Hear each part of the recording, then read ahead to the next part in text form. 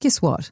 Sunday Sanctuary is produced by a non-profit, which makes perfect sense, right? And it's also quite fun because you never know where the money's going to come from. So this is your invitation to join that fun by supporting this kaupapa and helping to share something you love with even more people looking for soul-nourishing spiritual conversations. It's simple. You can choose between a one-off donation or become a regular supporter and help Sam and I keep making Sunday Sanctuary. To give now, head to our website, sundaysanctuary.nz. Kia ora, and thank you. Baby, I can find my treasure. There's too much for me to do. Baby, I can find my treasure. Maybe my treasure rests in you. Sunday Sanctuary with Petra Bagust.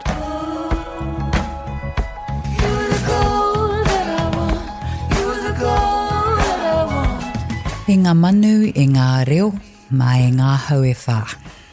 Ta tū mai nei ki te manga o tēnei rākau whakaruru hau. Tau mai nei ki tēnei kaupapa e pāpaho atu nei ki a koutou arā ko Sunday Sanctuary. Ko Petra Bagust tēnei e rere ana ngā mihi ki a koutou katoa. To everyone from each corner of this country, come rest on the branch of this sheltered tree. You are welcome to this project, this space, Sunday Sanctuary. I'm Petra Bagust, and I acknowledge you all. Have you ever said, perhaps, or heard the phrase, I got this, yep, I'm fine, I'm okay, yeah, good, all sorted? So, if you've said it, and if you've heard it, what about when we aren't? Who do we turn to? Who do we tell? Who do we share the load with? In this episode of Sunday Sanctuary, we're calling Sharing the Load, and honestly, there are some sufferings too great to carry on our own. And surely it is too much to expect that we'll have all the wisdom and tools and energy that we need when the time comes to carry those heavy loads. And so I guess for me, I think and turn towards community, because community is made up of many parts and many people. And this idea of all playing a part, all offering the thing that we have in our hands, in our capacity, in our hearts. We literally lighten the burden. We share the load. So that makes it feel as if, even in times of great difficulty, life is much more manageable. Both the good bits and the hard bits. And I'm not taking anything from the reality and truth that there are places we go on our own, places that we need to travel to solo, feelings and actions that we have to be the burden of. But certainly not everything, and definitely not all of the time. So in this episode, we're revisiting an old segment we used to do in Sunday Sanctuary called Atlas of the Heart, from Brené Brown's book, Atlas of the Heart, where she explores the myriad emotions that we as humans have. And producer Grace McArthur would study up, and then we would riff on a relevant feeling or emotion. So we are bringing back a conversation Grace and I had on vulnerability, which, like trust, I suspect is a very important ingredient in being able to share the load. We'll start off with Kevin Toolis, author and documentary maker. He's been touring New Zealand, talking about grief and death and dying. And he's from Ireland and published a book about his experience of his father's death called My Father's Wake. And we talk a little bit about what might be learnt from the Irish community, what it can teach us about not only death, but life and love as well.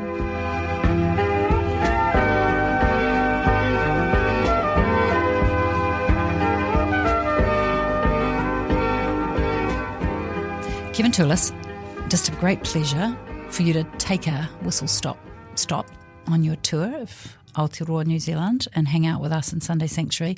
As a writer, a producer, a poet, a filmmaker, a journalist who spent a lot of time covering the troubles in Ireland, conflict in the Middle East, death, you've seen a lot of that.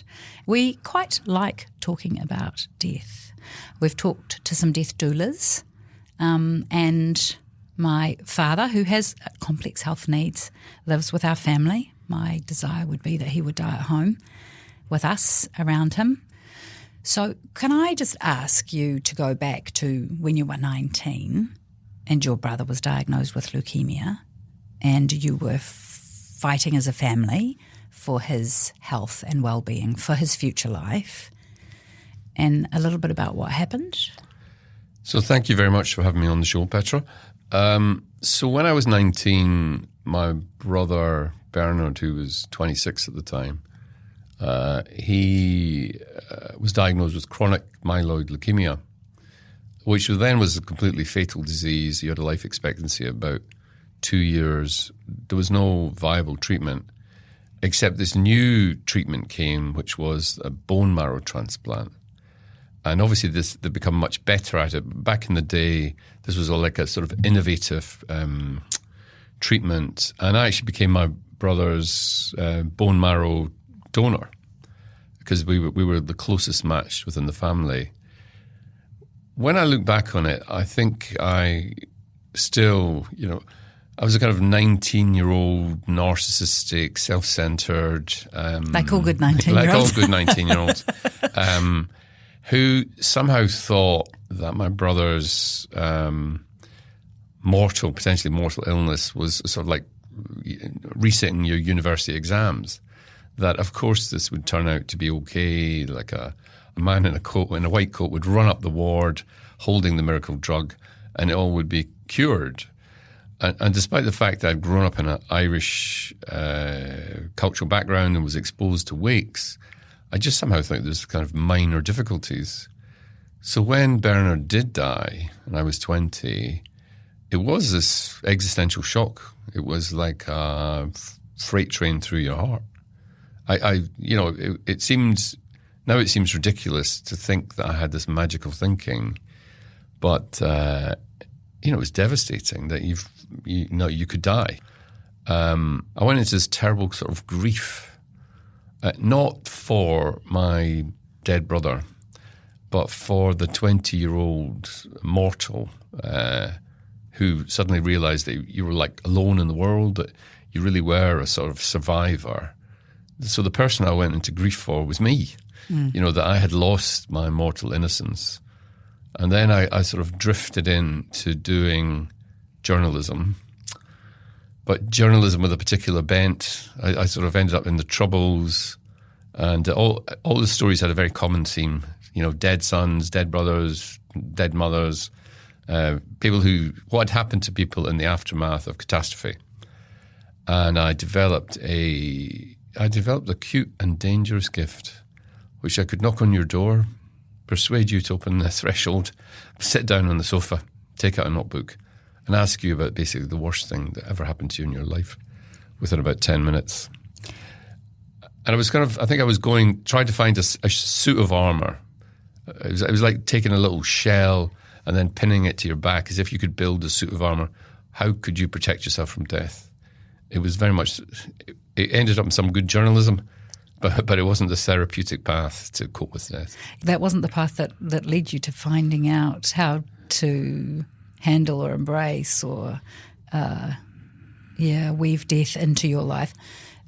Taking the journey back towards the book you wrote, My Father's Wake, that was where there was a reconciliation, I guess, between you and this journey towards, grieving that initial loss perhaps of Bernard, the loss of immortality, the pursuit of witnessing so much suffering and death. You found perhaps purpose in watching and observing the Irish wake. So what I found by doing this sort of long journey in the land of death and suffering, where I remember going to a funeral of a would-be sort of new IRA. They wanted to be like the new provisional IRA and keep on bombing and killing. And I was at that funeral in Glasnevin in Dublin, and it's a big graveyard. Millions of people, actually. There's about 1 million dead Dubliners in Glasnevin. Wow. And Aimee, his child, Killian, remember, was about 6. And he never stopped weeping and crying out loud for his father. And you had this sort of hollow ceremonial where everyone's sort of passing the flag and pretending to be patriotic. But the child never, ever stopped crying. And you could hear around the graves, and somehow the cries of this child just carried. And it was that kind of moment where I thought, God, it's sort of futile. You'll never find the answer about how to cope with death by going into all these extreme, fragmented, warped, very violent deaths. So when my father died, and he was a very ordinary man, it was a very ordinary illness. He died of pancreatic cancer when he was 70. But he died in a way in which death was sort of blended into the community. That as he was dying, people came to see him, to say goodbye. So the house was full. When he did die, he died within right within an Irish clan, surrounded by people who loved him. And then even in his wake, he was moved from the bedroom to the sitting room, which is about 10 feet. Lots of people came. Some of it is very sort of predictable. People shake your hands, say, "Oh, I'm sorry for your trouble." They're not taking out expressions of deep physics or some abstruse doctrine. It's just very human, but it's kind of comforting. And it's also sort of recognition of change. And I did think, this is really important. This old way of dealing with death can tell us something new about how we can get on better with death today. So that's why I wrote my book, My Father's Wake. It's very beautifully written. I've read a few pages, certainly not its entirety. And I loved this quote. "I finally saw that all my death hunting had led me into a wilderness. The taste of death in my mouth no longer renewed me. It just made me more afraid. Death had lost all purpose, and so had I." And that was before you, I guess, experienced the death and loss of your father. And what you're describing in that is the ordinariness and the okayness of death, the okayness of the community gathering to suffer together, celebrate together. It's like the weaving of all the things, life and death, suffering and celebration. They just leak into each other. So what the Irish do really in this open wake tradition is essentially you have a dead body. What a wake is. If you've never seen an Irish wake or only seen the movie version, you probably just think it's a few drunks sipping pints of Guinness in the pub after burying their Uncle Johnny that day and sort of lamenting another Irish piss-up, so to speak. But you'd be dead wrong. Because, of course, wakes are really the oldest rites of humanity. Very similar to the Maori tangi. There's lots of parallels. But essentially what a wake has, it has a real dead one of us, a dead body, a human being. And that human being, that dead human being is a bit like a sort of book of life. All the sort of lessons. You're not doing a PhD in death studies. You're not doing modules or looking at PowerPoint. You're just staring straight away at a dead human who's different from us and yet is a mirror. They're different from us. For instance, you can walk up to them, tell them that you love them or tell them that you hate them, and they just lie there, immune from the world, mute, and its myriad responsibilities. They look different. They're cold. They don't have our colour. And yet they can also be the sort of perfect facsimile of the dead person who you knew. And we also do struggle with the kind of the soul thing. The he, the she, the them, where are they? And you almost feel you want to wake them up as if you could. And then the thing, we talk of souls, obviously, or he or she, or this great animating current of personality. So it's a real mystery to us, where have they gone? What are we doing in trying to protect ourselves from this suffering, this loss, this grief, this death in our society when we think, don't trigger somebody and don't cause disturbance or upset? What's happening for us as humans? Well, I think we've lost the vocabulary of what I would call like the we death. My death, the me death, is pretty unimportant in society. It's just about the individual. And society is obviously, it's a collection of individuals, and we all lose our lives at some stage, one by one, and society goes on. But the we death phenomenon is, how do we socially cope with death in our society? Do you shun your colleague whose mother has died because you're too afraid to walk across the corridor and acknowledge that they've lost their mother? What do you do about your children's, some schoolmate of your child at school, something terrible has happened, and you see the parents in the shopping mall, and you're like horrified. Maybe the child died of an overdose, and it's every parent's worst nightmare. Do you have the courage to basically go over and say, well, I'm really sad, or you just, stone dead, so terrified that you just can't sort of respond, or you can't imagine their sort of pain? So what we need to do is just practice at, it's pretty simple. Again, it's not like you don't have to do physics. You have to sort of summon up the courage to walk to the yogurt counter where they're standing and reach out with your hand and say, I'm very sorry about the loss of whoever it was. Or I've been talking about this often people have talked to me about in New Zealand. So people said, when my husband, Jimmy, got the diagnosis, the hardest thing was all of his old friends who he played rugby with or watched rugby with, or the people from the bowls team, and he was a member of the club for, 10 years. They never called. They were afraid to come round because they just thought it'll all be about cancer and dying. But he would have really liked it if they just come round and watch the rugby together for an hour. And what you're really doing is you're sort of taking the weight of mortality. You're just bearing the burden. To be truly human is to carry the joy and burden of your own mortality and strive in grace to help others carry theirs, sometimes lightly and sometimes courageously. And that lightly can mean calling up this old friend, saying, I'm not doing anything this afternoon, why don't you just pop round? Maybe we can watch the rugby on the TV and see the All Blacks, thump those palms. I love it. I love that we might lean in a situation where the temptation is to lean away.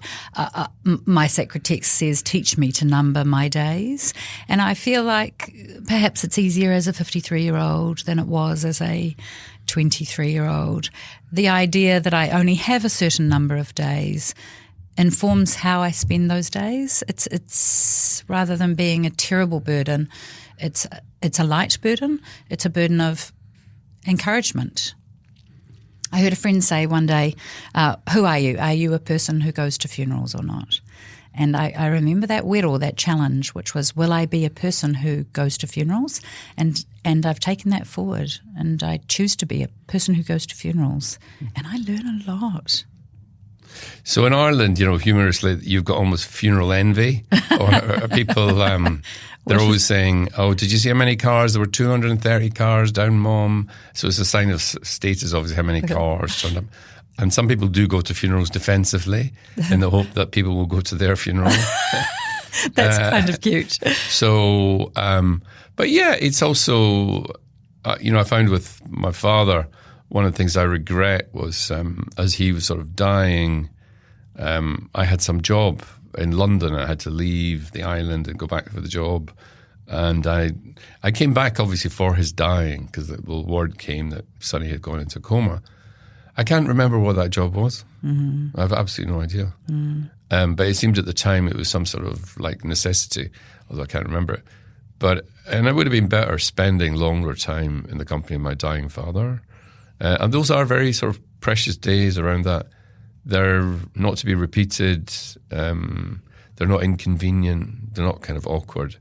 They're part of what truly makes us human, is that trying to share that burden, trying to lighten the burden. Dying is a kind of self-centering act. It's pretty exhausting. After a time you get more and more exhausted by the illness, etc. So you do need help. You certainly need somebody, a kind of carer, one main carer to help guide you through that process. But lots of other little carers do help too, whether it's something as simple as shopping, driving to the hospital appointment, all of that. And we do owe, I think, that we know a duty of care, let's say, to our parents, because obviously they did much the same for us when we were children. But we also do owe that to other human beings because, we're a human being too. I love it. I love the fact that we might indeed choose suffering or inconvenience or to put ourselves out, but that is lifting the suffering off of someone else. That is taking a portion of the burden. And if I think about a whole community, a whole cohort of people surrounding a person who was dying, then the suffering is much reduced if it's shared. That seems... So on the island, Achill Island, there's no professional grave diggers. And the grave of the dead is always dug by hand, is regarded as of honour. So the kind of volunteers. And this is also more remarkable because in this rural part of Ireland, every man has his own sort of JCB in the front garden, you know. So it's not that they've got lack of access to diggers, but they always dig it by hand. And there's a sort of revolving squad of the grave diggers. And when you finally, the coffin is always carried by members of the community. There's no professional pallbearers. And so they carry the coffin up the mountain. There's one particular mountain called Slieve Moor, where people have been burying the dead on Slieve Moor for 6,000 years because there's Neolithic tombs on the mountain. And then they put the coffin on top of the open grave, and they usually have these three sort of green, like railway sleepers to hold the coffin over the open grave as the last prayers are said. So they say last prayers, a bit of blessing. And then the chief gravedigger always says to the pallbearers, and there's three on each side, and they're holding ropes, he says, take the weight. And then you lift up the coffin on the ropes, all together, all six of you, and then they pull away these green railway sleepers, and then you slowly, all together in unison, lower the coffin on these ropes. I remember with Sonny, my father, the rope burning on the palm of your hand. But it's a sort of perfect metaphor. You can't lower a coffin to the bottom of the grave all by yourself. You have to do it in concert with others. You have to take the weight together. And so it's kind of like a concert party. And it does perfectly describe how you can, through an act of grace, help the dying by collectively, in concert, taking the weight. Somebody does this, somebody does that, a little bit of this, a little bit of that. And it does make the burden of this mortality lighter and easier. And it's also a great teaching and blessing for those who are actually doing it too. Here's something, a tip I always say. In the Western death machine, we've shunning death and we close down the space around the dead and the dying and the sick. But when you hear of your old school friend whose mother has, died, and your instinct to say, no, I won't phone them because it'll be awkward, they'll be busy, they won't want to hear from me. You sort of steel yourself just to take out the mobile phone and try and make the call right then. Now, the one thing that you're not going to do is you're not going to make them more sad. If they're grieving for the loss of their mother, you are not going to make them more sad. What actually is happening is you're going to make them less sad. You're going to say, well, some of my old friends recognise that I've lost my mother too, and this is an important thing in the world. And if you don't do that, the obverse is, if it happened to you, if you lost someone very close to you and the phone never rang, do you think you'd feel better? No, you wouldn't. Oh, such a good challenge. It's so easy to worry about what might go wrong rather than just taking that action. I love that tip. Let's pick up the phone, even if it's hard for us, even if we think we might, in some sense, intersect with suffering. Thank you, Kevin. Appreciate it. All the best with the rest of your tour of New Zealand. And you're a beautiful writer. I hope people buy your book. Thank you very much for having me on the show.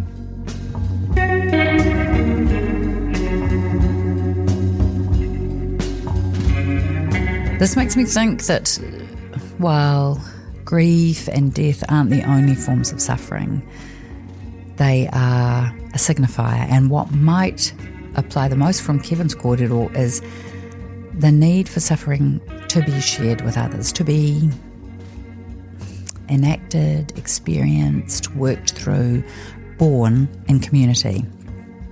And look, sometimes that community may carry us for a time. We may really lean on it, and at other times someone may be leaning on us. It feels like very much a give and take concept, and it's pretty profound that in embracing the thing we might avoid most, which is to bare our souls, that in fact when we do that we can bear everything good also.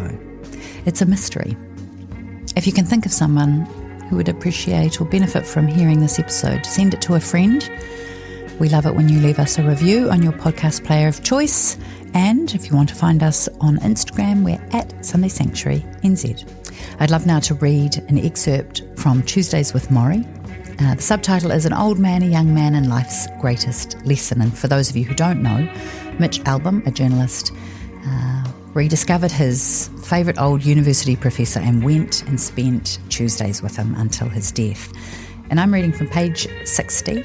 This is a little riff on a way to share the load. It is my junior year, 1978, when disco and Rocky movies are the cultural rage. We are in an unusual sociology class at Brandeis, something Morrie calls group process. Each week, we study the ways in which the students in the group interact with one another, how they respond to anger, jealousy, attention. We are human lab rats. More often than not, someone ends up crying. I refer to it as the touchy-feely course. Morrie says I should be more open-minded. On this day, Morrie says he has an exercise for us to try. We are to stand facing away from our classmates and fall backward, relying on another student to catch us. Most of us are uncomfortable with this, and we cannot let go for more than a few inches before stopping ourselves. We laugh in embarrassment. Finally, one student, a thin, quiet, dark-haired girl, whom I notice almost always wears bulky white fisherman sweaters, crosses her arms over her chest, closes her eyes, leans back, and does not flinch, like one of those Lipton tea commercials where the model splashes into the pool. For a moment, I am sure she is going to thump on the floor, and at the last instant, her assigned partner grabs her head and shoulders and yanks her up harshly. Whoa! Several students yell. Some clap. Morrie finally smiles. You see, he says to the girl, you closed your eyes. That was the difference. Sometimes you cannot believe what you see. You have to believe what you feel. And if you are ever going to have other people trust you, you must feel that you can trust them too, even when you're in the dark, even when you're falling.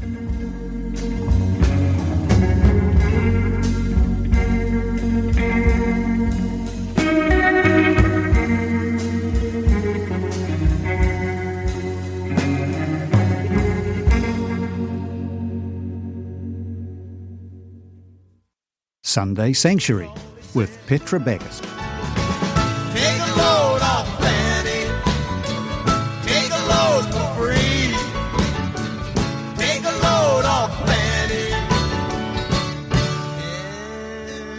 And you put the load right on me.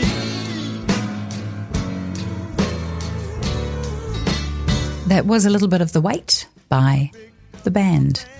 And now for Community Life, where we asked you, what is something you have done to share the load of a tough time with someone, or what is something someone else has done for you? And most of you responded to the second question. Received a simple homemade meal, the best and most practical. When my son went to hospital and got wheeled into surgery, I felt overwhelmed and alone, and my mate called, rather than just texting, to be a witness to my pain. I help with meals, drop them off, and sometimes I'll pop a nice anonymous card with cash in it. My boyfriend and I were going to look after a friend's elderly parent for the weekend when I had to pull out. He just went and did the mahi. It was epic. When I was caring for my mum on her deathbed, my friend took my kids to all their activities. Sunday Sanctuary is loosely based on a traditional church service, and in many churches we do something called communion. It's an ancient tradition based on an event that happened the night before Jesus was put on trial and then executed. It's that Last Supper when Jesus shares a meal with his friends and says, "Remember me." We share bread and wine and remember Jesus and that moment. For me as a Christian, this ritual of communion is a deeply symbolic practice which has layers of depth and meaning. It's also very relevant to today's topic of sharing the load. I once heard someone say, when someone else is in pain or grief or suffering, get your body there. There's something about our physical presence that can ease the pain or grief, even if just a tiny little bit for a moment. Maybe it doesn't lessen the pain, but somehow it is shared. There's some comfort in going through it with someone who has come alongside. Maybe your physical presence is not possible. Maybe it's a phone call, a message, a letter even. But there is a truth in the idea that grief shared is lighter than grief carried alone. And when we come to communion, the ritual of remembering Jesus' last meal, we're reminded of several things. Jesus knew what was coming. His stress levels must have been overwhelming. We read that later that night he sweated blood. And yet his last evening he chose to spend not alone, but together with people, with friends, sharing a meal. And secondly, when we come to share in communion, it's not something we do alone either. Whatever we're going through, whatever burdens we carry in our heart, heads and souls, when we come to the metaphorical table of communion, we're doing this alongside others. In church, in a home setting, or here, alongside hundreds of others listening to this. If you can find actual people to do this with, a community of others, a good church perhaps, that would be ideal. And if for some reason you can't, please know you are not alone. You are known, you are loved. You're loved by God. So we all together share this moment, this shared connection, a communion of sharing the load. I hope maybe that you can take a moment and feel a little lighter. Sunday Sanctuary with Petra Bagust. And now we have our waiata. Feel free to soak within it. You may well know it. It's one by you two.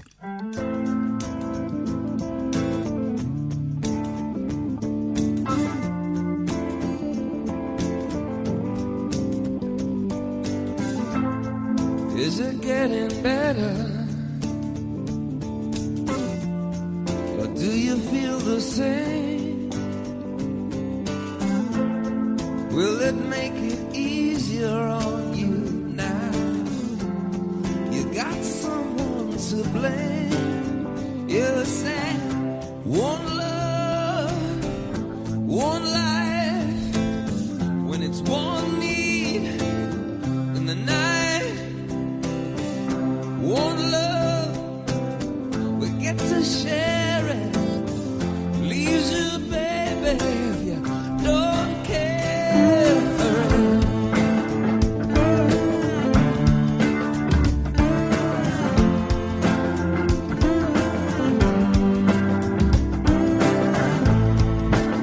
Did I disappoint you? Or leave a bad taste in your mouth? You act like you never had love. You want me to go without. Well, it's too late tonight to drag the past out into the night. We're one, but we're not the same. We get to carry each other, carry each other. Whoa.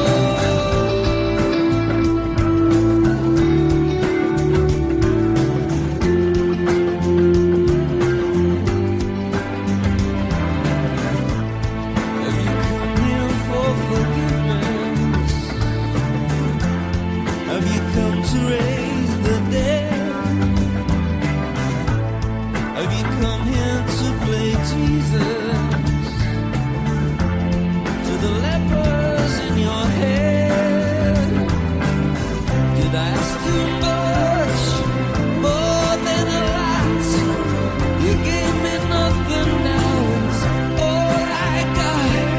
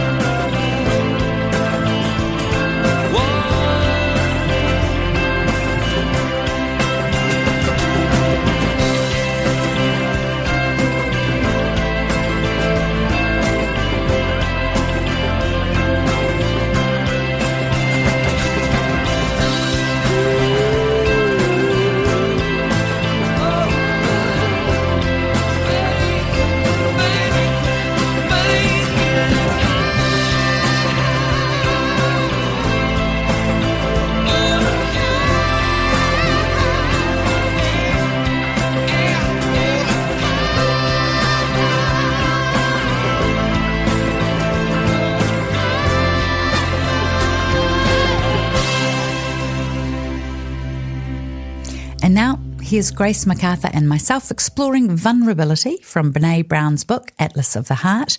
This originally appeared in our 2024 episode called The Spiritual Practice of Confession. Tēnā koe, Grace. Good to have you back gracing our studio. Oh, you've never heard that pun before. It is good to be back. Now, confession is this old-fashioned concept, and we've been talking about it, Sam and I, because I got to thinking, this just seems good for human beings to be able to offload or let go or put down heavy stuff, to confess what is difficult or challenging or gnarly or pure darkness inside of them. And having a regular practice of that rather than waiting for the big horrible thing to just be unbearable that it has to be offloaded, but having a regular practice of that opportunity. There may be nothing, but imagine if that was like a weekly thing. Wow, so you've already just taken it further, right? A space for that. Because for some people, counsellors or therapy would be a space that encompasses some confession. This is how I'm really feeling. This is what my life is really like. This is what my past was like. And most people, between recognition that they need or want counselling to actioning it, is 18 to 24 months. So there's a 1.5 to 2 year delay on that. This, even you introducing the idea of regular confession, like we know about. People say we should be grateful. It's good to be grateful. We should speak to strangers. We should exercise every day. Can you tell me what you've discovered or been thinking about around this concept of confessing, letting something out into the world? Yeah, well, going to our resource from Brené Brown, the Atlas of the Heart, where we dig into different emotions, the one that I think speaks to confession is vulnerability. And I think it really does, they do go hand in hand. And if you think about the conversation or the things that you've been thinking about around why confession is important, it's about healing and transformation, about being known, being seen, allowing yourself to be known by someone else. And if we don't share the truest parts of ourselves with other people, our deep desires, fears, wrongdoings, confessions, hopes, we aren't going to feel true belonging. Yeah. And we can't share those truest parts of ourselves without vulnerability. Ooh, it's almost as if they can't be shared, they can't exist.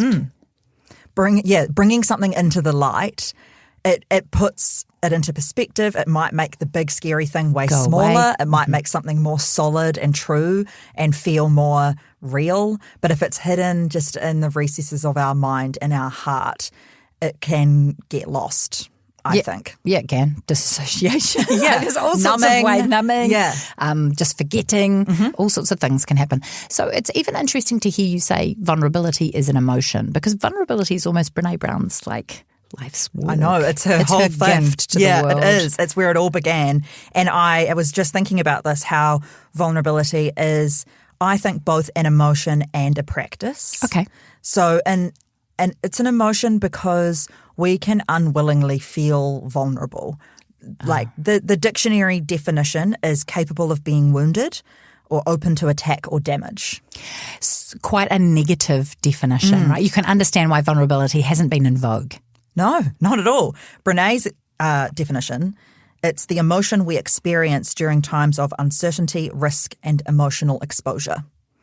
So that feeling when we're emotionally exposed, when we're in an uncertain period, when someone falls ill, when someone's in an accident, when we lose our job, when, You get caught outside your hotel room, not with your pants on. You're vulnerable, exactly. Right? You're very vulnerable. Yeah. You're open to attack. Yeah. You're open to damage. So it's also a practice.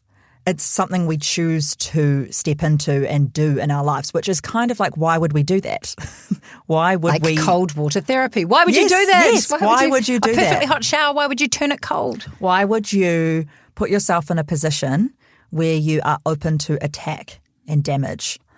And Brené's whole research was looking at thousands and thousands of people who she sort of defined as those who were living wholehearted lives, who felt acceptance and belonging and love, one thing that they all had in common, there are a few things, but one of the main things they all had in common was embracing vulnerability. So the amount of goodness that can come from that willingness to be harmed outweighs, I think, that fear and anxiety that comes with being in that sort of exposed, raw position. So when we discuss confession, which is, by your definition, an act of vulnerability, like I did this, I felt this, I said this, I believe this, like to confess maybe the things that we're carrying, and we're carrying them heavily because they're difficult, because maybe we could be rejected or misunderstood, or because we don't even know where to put them, right? I hate such and such. That's a really difficult thing to carry around potentially, like negative feelings about someone, or maybe you've wronged someone. Yeah. Maybe you've intentionally or unintentionally caused harm. Yeah, apologising to someone is one of the most cited things of feeling vulnerable, is apologising to a friend, or owning up to a wrongdoing, putting yourself into that position of you're so exposed, you're putting it all out on the table.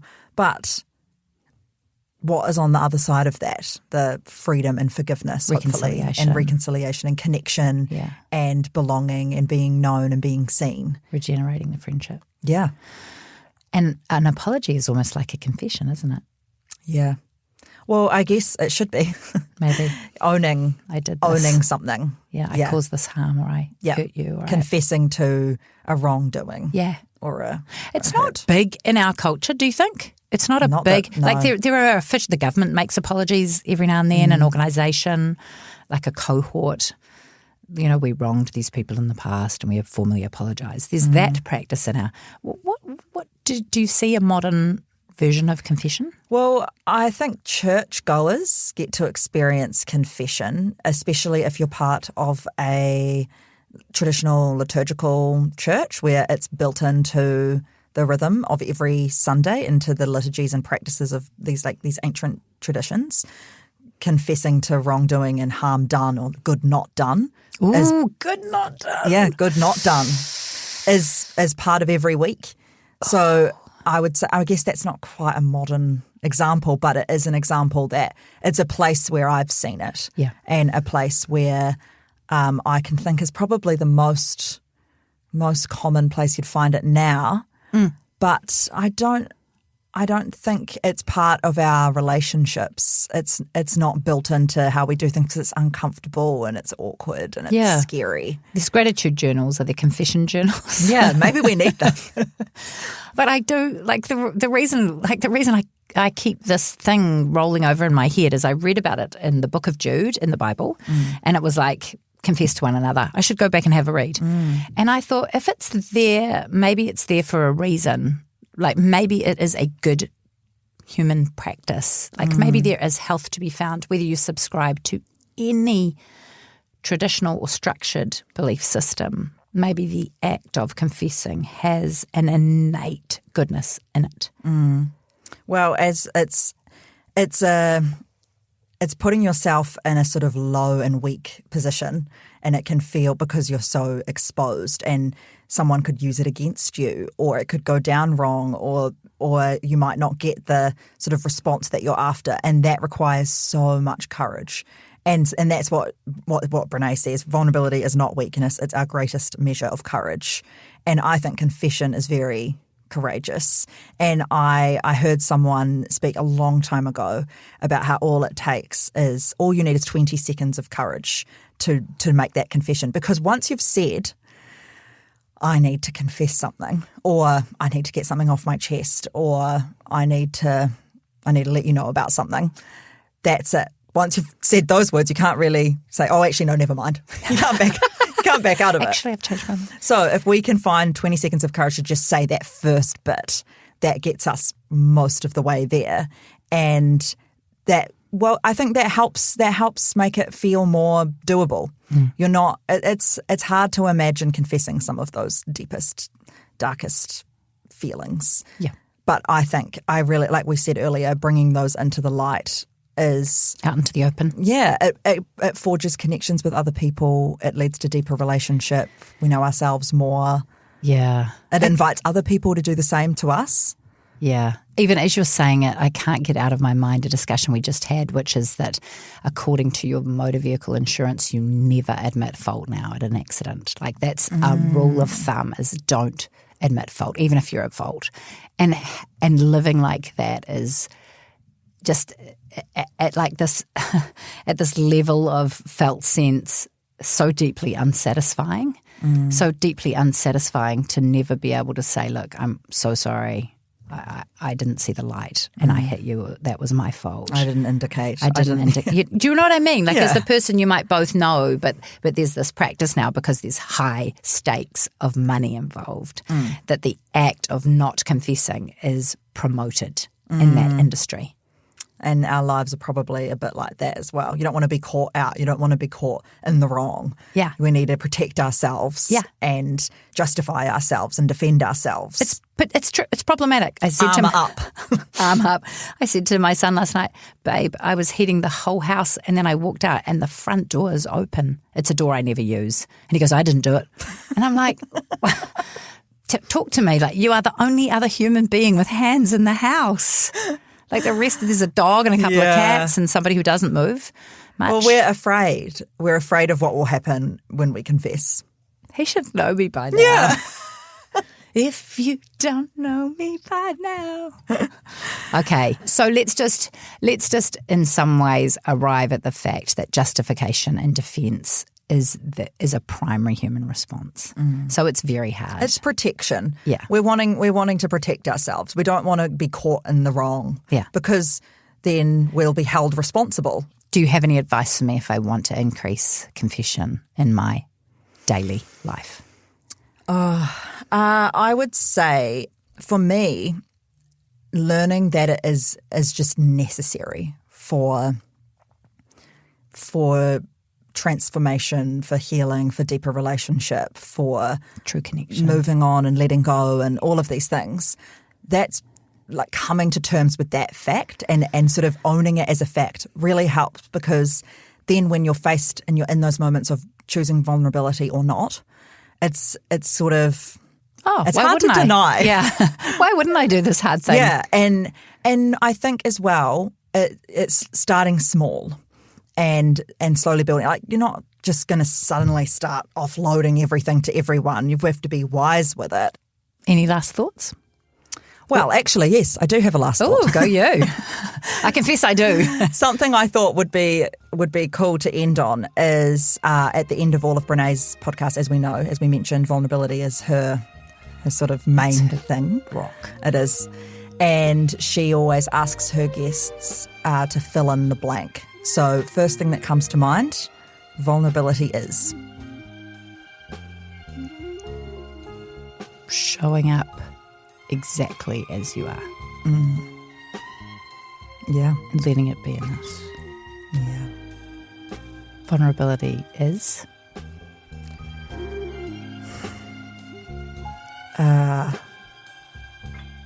Searingly transformative. Ooh. Like it hurts. It's like ouch, but it does the job. awesome. That's what I think. That's a good way to end.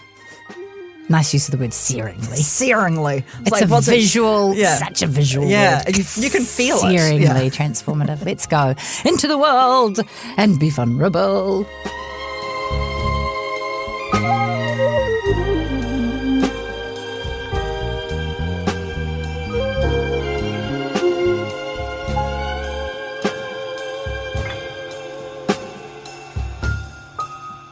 So if you're going to bake a cake of sharing the load, a couple of good ingredients: vulnerability, the practice of showing up perhaps as you are, in a way that may sear your soul or psyche, in a way that may feel like it's going to be ouchy but is in fact transformative. And also this idea of trust, that we would build a life and a capacity to trust one another and show up for one another, to know that we would be there for someone and they would be there for us.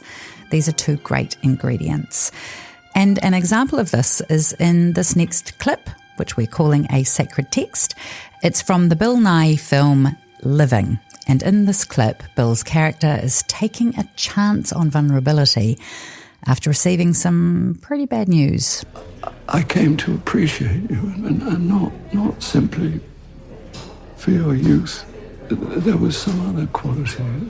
Your appetite for life, the way you always make everything jolly and gay, even while working there with us. Mr. Williams, I'm just an ordinary person like everybody else. I have no such special quality. I try to stay cheerful. That's true, but... Miss Harris, I wonder if I may confide in you.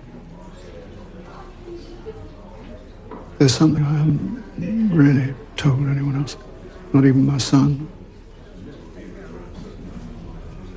It's quite a bore, really, but the fact is,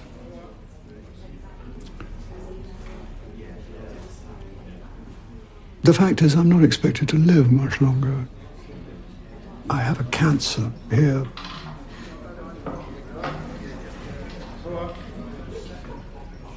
After receiving my news, I took to looking around myself a little. And that day I saw you in Piccadilly. I thought, look at her. Look at Miss Harris. If only to be alive like that for one day.